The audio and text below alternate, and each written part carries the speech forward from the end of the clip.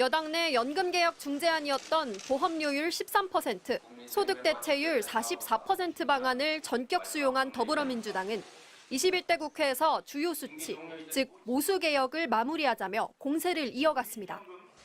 안 하자는 것 같습니다. 야당의 양보로 의견이 일치된 모수개혁 처리부터 먼저 하면 됩니다. 국민의힘은 숫자 몇 개 고친다고 될 일이 아니라며 22대 국회에서 구조개혁도 함께 논의하자는 입장을 고수했습니다. 김진표 국회의장이 여야 원내대표를 불러 논의를 이어갔지만 합의는 무산됐습니다. 국민의힘 지도부가 요지부동인 가운데 나란히 5선인 유력 당권 주자들이 차례로 민주당 방안을 받아들여야 한다고 밝혔습니다. 그 정도로 이재명 대표가 여러 가지 제안을 했다면 우리가 모수개혁이라도 진행하는 것이 다만 조건부적으로 하는 것이 맞지 않나요? 모수개혁의 모수개혁에 합의만 하는 것도 대단히 긍정적인 평가입니다. 저는 이재명 대표 이것을 긍정적으로 봅니다. 안 하는 것보단 하는 게 훨씬 낫다. 정략적 의도가 있든 없든 첫걸음으로서 합의해주는 게 맞다는 목소리도 이어졌습니다. 윤석열 정부의 국정과제라더니 정작 논의 주도권을 민주당에 뺏긴 상황에서 여당 때문에 아무것도 못했다는 책임론을 피하기 위한 것으로 보입니다. 당권 주자들로선 대통령실과 거리를 두며 비판을 피하려는 의도도 엿보입니다. 민주당은 21대 국회 마지막 날인 29일 연금 개혁만을 다룰 원포인트 본회의까지 열 수 있다고 가능성을 열어두고 있습니다. 하지만 대통령실과 여당 기류를 살펴보면 돌연 입장을 바꿀 가능성은 극히 낮아 보입니다. MBC 뉴스 김정우입니다. 국민연금 개혁안과 관련해 이재명 더불어민주당 대표가 여당이 주장했던 보험료 13% 인상, 소득대체율 44%를 수용하겠다며 여당을 압박하는 가운데 여당 내에서도 민주당이 수용한 안으로 합의해야 한다는 목소리가 나오고 있습니다.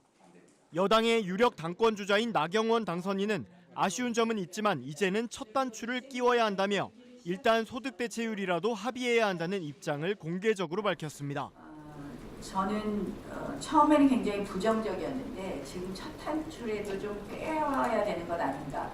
참 어려운 문제입니다. 정답이 없는 문제인데 저는 지금은 지금 그 정도로 이재명 대표가 여러 가지 제안을 했다면 우리가 모수개혁이라도 진행하는 것이 다만 조건부적으로 하는 것이 맞지 않나요?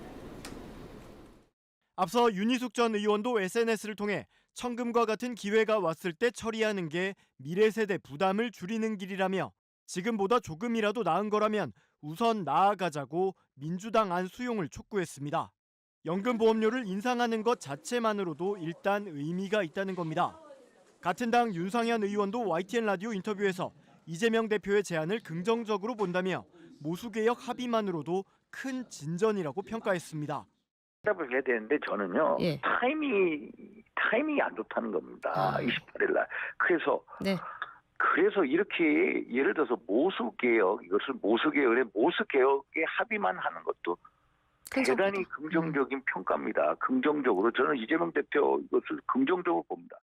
다만 윤 의원은 특검법과 양곡법, 전세사기 특별법 등 법안 처리가 예정된 28일에 연금 개혁안을 들러리 명분으로 삼기 위한 것 아니냐는 해석도 있다며 일단 모수개혁만 합의한 뒤 구조개혁 논의를 이어가자고 주장했습니다.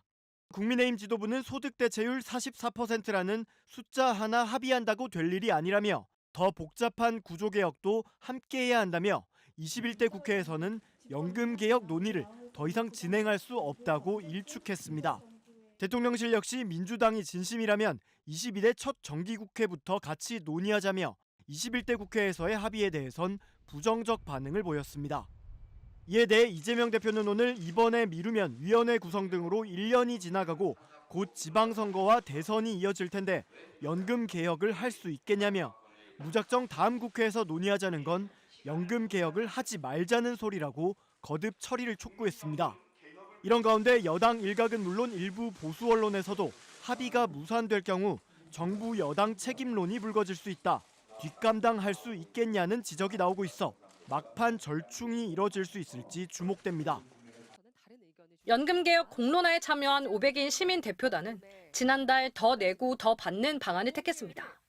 월 소득에서 떼는 국민연금 보험료율을 현 9%에서 13%까지 올리는 대신 가입기간 월 평균 소득 대비 받는 돈의 비율인 소득 대체율은 50%까지 10%포인트 높이자는 겁니다.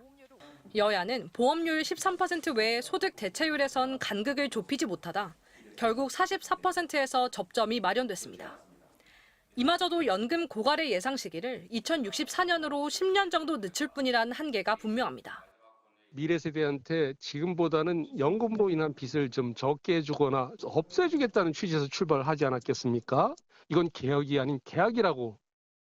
다만 핵심 변수인 모수, 즉 보험료율과 소득 대체율이 무려 26년과 17년 만에 각각 조정됩니다. 더 늦기 전에 개혁에 물꼬를 튼다는 의미로 모수부터 손을 대야 한다는 주장이 힘을 얻는 이유입니다. 노후 생활에서 공적연금의 기능을 강화하는 거라서 방향 자체는 틀리지가 않거든요. 전체 국민들한테는 당연히 이득이 될 거예요. 측면에서는 꽤 의미가 지금 있고요. 기초연금이나 공무원연금 등 다른 연금들과의 관계를 설정하는 과정, 즉 구조개혁까지는 장기간의 진통이 불가피할 것으로 보입니다. 오랫동안 구조개혁이냐 모수개혁이냐 논의를 해왔고 이번에는 모수개혁을 하는 게 맞겠다라고 하는 일반적인 합의 하에서 이 공론화가 진행이 된 거거든요. 경제정의실천시민연합 등 시민사회단체들은 정부가 원하는 방안이 선택받지 못하자 구조개혁 운운하며 본질을 왜곡하고 있다고 비판했습니다. MBC 뉴스 유서영입니다.